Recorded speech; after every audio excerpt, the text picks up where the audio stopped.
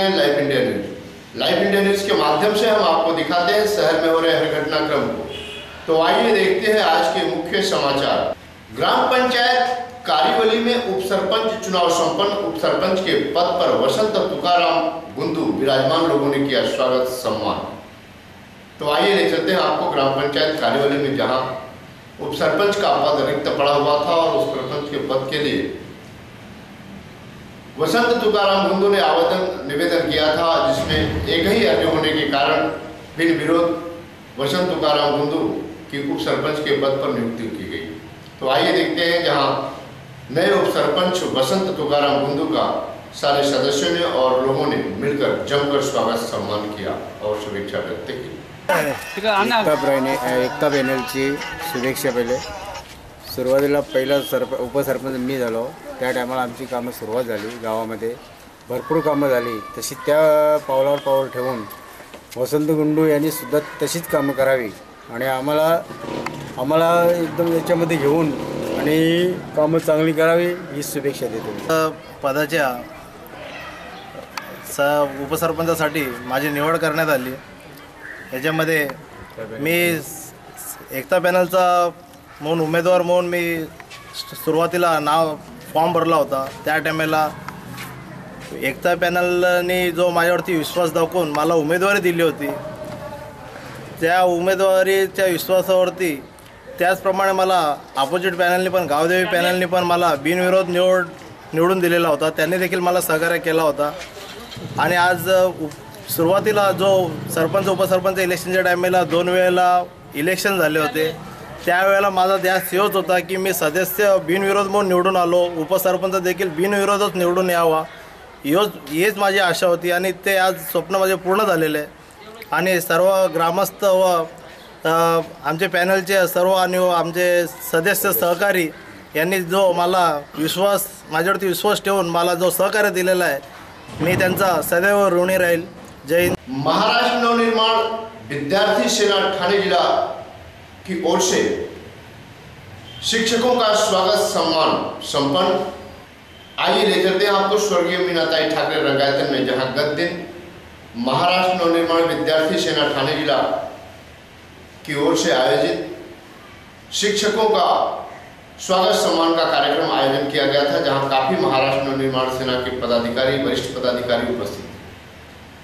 जहां महाराष्ट्र नवनिर्माण विद्यार्थी सेना के ठाणे जिला अध्यक्ष संतोष सालवी के अथक प्रयास से शिक्षकों का, गुरुजनों का स्वागत सम्मान बृहद रूप में किया गया। बहुत सारे शिक्षकों का स्वागत सम्मान पुष्पगुच्छ और साल श्रीफल देकर किया गया, जहां वरिष्ठ से लेकर कई अन्य कार्यकर्ता भारी मात्रा में उपस्थित थे और महाराष्ट्र नवनिर्माण विद्यार्थी सेना की ओर से गुरुजन का स्वागत सम्मान जोरदार किया गया।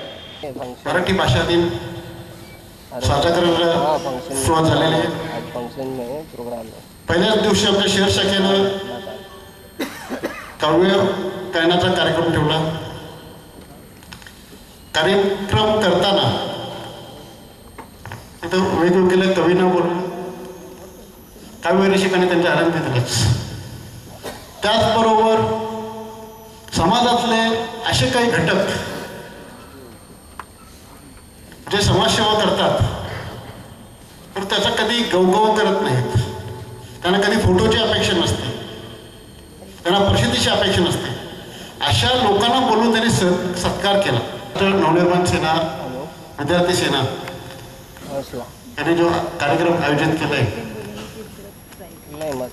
अतिशय सुंदर, सुबक, नीटनेटकं आणि जे विद्यादानाचं काम करतात अशा शिक्षकांना सत्कार ठेवलाय, त्याबद्दल त्यांना मी मनापासून धन्यवाद देतोय आणि त्यांचं कौतुक करतोय। कारण तुम्ही असंच काम करत राहा अशा माझ्या शुभेच्छा सुद्धा देतो। अचानक बरसात से हुए ईंट भट्ठी मालिकों के नुकसान को लेकर आर्थिक मदद के लिए आमदार रुपेश महात्रे ने ईंट भट्ठी मालिकों व्यवसायिकों के साथ जाकर प्रांत कार्यालय में दिया एक आवेदन। गत दिन भिवंडी में अचानक बरसात से हुई आर्थिक नुकसान, ईंट भट्ठी मालिकों की, शेतकरियों की तमाम नुकसान को लेकर के, तमाम उनकी समस्याओं को लेकर के आमदार रुपेश महात्रे ने ईंट भट्ठी के व्यवसायियों के मालिकों के साथ जाकर एक प्रांत कार्यालय में आवेदन और निवेदन दिए ताकि उनकी आर्थिक मदद की जा सके। तो आइए देखते हैं जहां पर आमदार रूपेश महातो ने ईंट भट्ठी व्यवसायियों के साथ प्रांत कार्यालय में जाकर आवेदन दिया। असं आहे की वीट भट्टी व्यवसाय हा शेतीला पूरक जोडधंदा आहे आणि हा जोडधंदा शेतीनंतर दुसरा दुय्यम असा मानला जाणारा हा वीट भट्टी व्यवसाय आहे। परंतु गेल्या अनेक वर्षापासून आपण पाहतो की वीट भट्टी व्यवसाय हे कर्ज घेऊन हा व्यवसाय करत असतात, परंतु अवकाळी पाऊस किंवा नैसर्गिक आपत्तीमुळे त्यांचं नेहमीच नुकसान होत राहते। यावर्षी तर दोनदा पाऊस झाला आणि ह्या दोनदा पावसामुळे वीट भट्टीधारकांचं मोठ्या प्रमाणात नुकसान झालेलं आहे। ठाणे जिल्ह्यामध्ये वीट भट्टी व्यवसाय हा मोठ्या प्रमाणात आहे आणि त्यातल्या त्यात भिवंडीमध्ये सर्वात जास्त वीट भट्टीचा व्यवसाय केला जातो। या माध्यमातून आदिवासी भागातील लोकांना हा रोजगाराचं माध्यम उपलब्ध करून दिलं जातं। तर शासनाकडे आमची मागणी हीच आहे की जो अवकाळी पावसामुळे नुकसान झालेलं आहे वीट भट्टीधारकाचा आणि कर्जबाजारी झालेला हा वीट भट्टीधारक आहे, त्यांना शासनाकडून मदत व्हावी, त्यांना ह्या चालू वर्षीचं 2014-15चं रॉयल्टी माफ व्हावी ह्याकरता निवेदन देण्यात आलेलं आहे आणि प्रशासनाकडून आम्हाला तसं आश्वासन मिळालेलं आहे की ह्या संदर्भात भरीव अशी भरपाई मिळावी। आमचं म्हणणं आहे की जसं शेतीला असं पावसामुळे नुकसान झालं की पंचनामे करून सर्वे करून जसं ज्या नुकसान झालं असेल त्याप्रमाणे भरपाई दिली जाते, त्याचप्रमाणे वीट भट्टीचं देखील पंचनामे करून त्या धर्तीवर वीट भट्टीधारकाला देखील मदत करण्यात यावी ही आमची मागणी केलेलं आहे। आम्ही वीट भट्टीचा धंदा करत असताना या ठाणे जिल्ह्यामधल्या गोरगरीब आदिवासी बांधवांना चांगल्या नोकरीचं साधन उपलब्ध करून देतोय आणि त्या माध्यमातून आज करत असताना हा अवकाळी पाऊस पडल्यामुळं प्रत्येकाला उपासमारीची वेळ आलेली आहे। ही होऊ नये किंवा विदर्भ मराठवाड्यासारख्या ठिकाणी शेतकरी आत्महत्या करत आहेत, ही आत्महत्या आपल्या या ठाणे जिल्ह्यामध्ये भिवंडी तालुक्यात होऊ नये म्हणून आमदार साहेबांनी निवेदन दिलेलं आहे आणि प्रत्येक वीट भट्टी मालकांचा नुकसान झाले त्यांचा पंचनामा करून शासनाकडनं योग्य ती मदत मिळावी असं निवेदन दिलेलं आहे। आम्ही सत्ताधारी असल्या कारणाने आम्ही जसं आपण बघितलं आहे की लहानपणापासून जोपर्यंत आपण रडत नाही तोपर्यंत आई आपल्याला दूध देत नाही। आम्ही शासनाकडे 100% आमचा गारवणा मांडलेला आहे आणि 100% तो शासन आम्हाला पूर्ण करायची शाश्वती आहे। कामतघर तेलुगु माध्यमिक विद्यालय में 10वीं के विद्यार्थियों का विदाई समारोह और प्रमुख उपस्थित मान्यवरों के मार्गदर्शन। तो आइए ले चलते हैं आपको कामतघर इलाके के तेलुगु माध्यमिक विद्यालय में, जहां महानगर पालिका द्वारा संचालित तेलुगु माध्यमिक विद्यालय में काफी बच्चे शिक्षा का लाभ ले रहे हैं और इस बार 10वीं के विद्यार्थियों का विदाई समारोह का जब आयोजन किया गया उसमें मुख्य अध्यापिका किशोरी भगवान ठाकुर ने काफी बच्चों का प्रोत्साहन किया और उन्हें सम्मान दिया। कुछ तो बच्चों का उन्होंने सत्कार सम्मान भी करवाया जो बच्चे अच्छे नंबर से प्राप्त हुए थे, ताकि बच्चों का मनोबल बढ़े, बच्चों का प्रोत्साहन बढ़े और आगे भी वो आगे शिक्षा लेकर आगे पदोन्नति और विकास करें। कुल मिलाकर मुख्य अध्यापिका किशोरी भगवान ठाकुर ने कहा कि जिस तरह से मनपा संचालित यह विद्यालय है, यहाँ काफ़ी बच्चे शिक्षा ग्रहण कर रहे हैं, यहाँ शिक्षा साहित्यों की कमी है, सारे अभाव है। इस अभाव को लेकर के मुख्य अध्यापिका ने कई बार आवेदन और निवेदन किया महानगर पालिका में। कुछ तो महानगर पालिका में आवेदन स्वीकार किया गया, जो राशि देनी थी वो राशि महानगर पालिका से नहीं मिली। आखिर गहरा चिंता व्यक्त किया मुख्य अध्यापिका किशोरी भगवान ठाकुर ने। उनका कहना है कि अगर महानगर पालिका इसमें खर्च आने वाले पैसों का भुगतान नहीं करेगी तो विद्यालय में जो पढ़ रहे हैं बच्चे, उनके लिए साहित्य और उनके लिए विकास का मार्ग कैसे मिलेगा।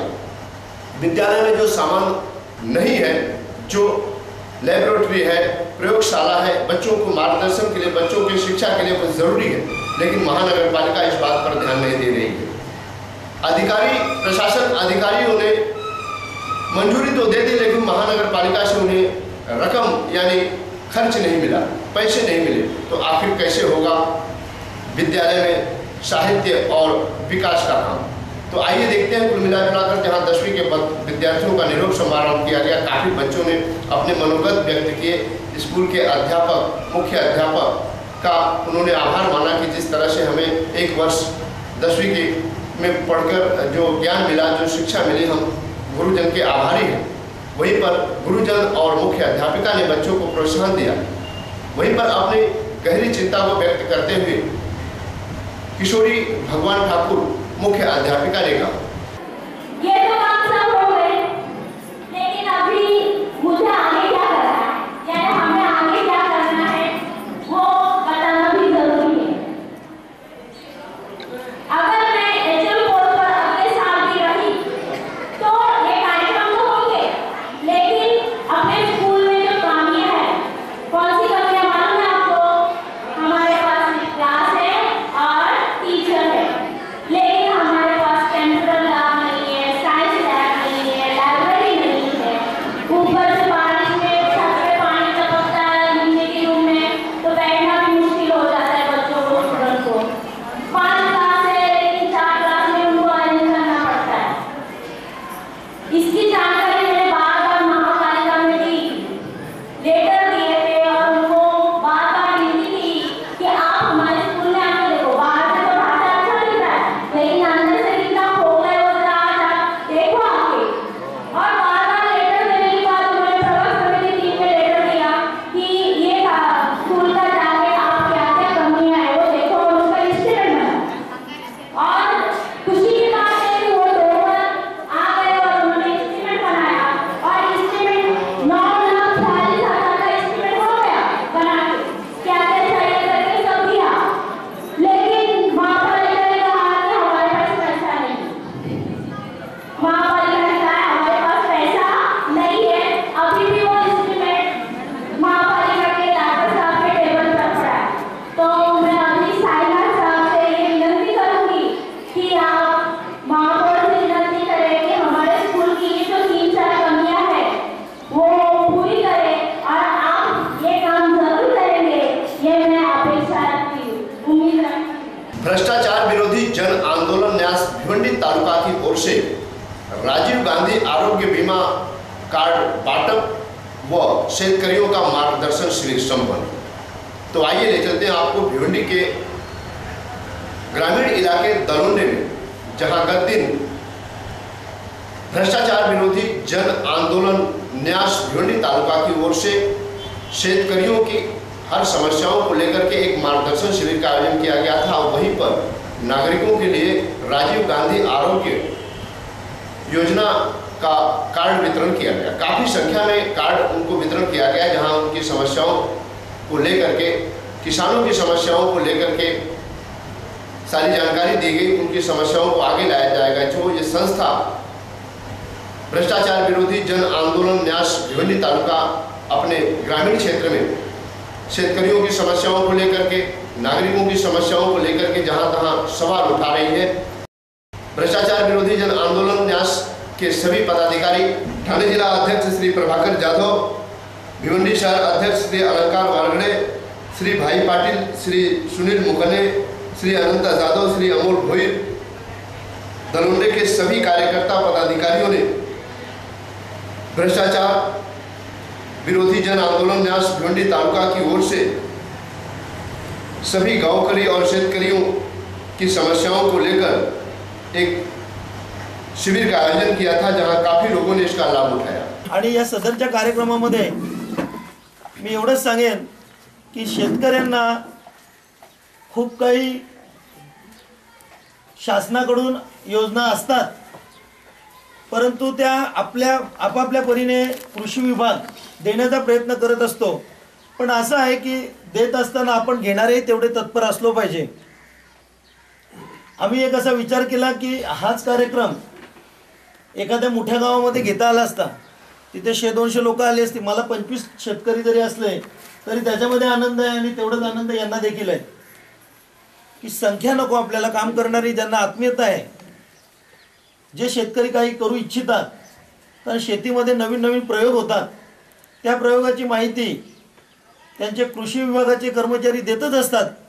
परंतु हा तालुक्याचा व्याप, अनेक गावं त्यांच्याकडे असतात, आपणही त्यांना बंडावून सोडलं पाहिजे की वारंवार आपण त्यांना विनंती केली पाहिजे, त्यांना फोनवर कॉन्टॅक्ट केला पाहिजे। अशा प्रकारची विनंती मी तुम्हाला करेन।